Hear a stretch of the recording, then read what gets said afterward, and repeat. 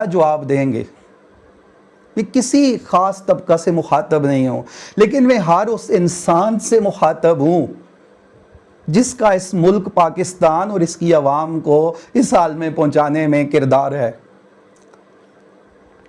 آپ چاہے جس پارٹی کے ہیں، جس جماعت کے ہیں، جس طبقہ کے ہیں، اگر آپ اس ملک کی عوام کو ان حالات سے نکالنے کا کوئی اختیار رکھتے ہیں، کوئی طاقت رکھتے ہیں، ان جگہوں پہ بیٹھے ہیں کہ آپ کر سکتے ہیں، تو آپ کو میں اس پوری عوام کی طرف سے ہاتھ جوڑ کے واسطہ دیتا ہوں، خدا سے ڈریں.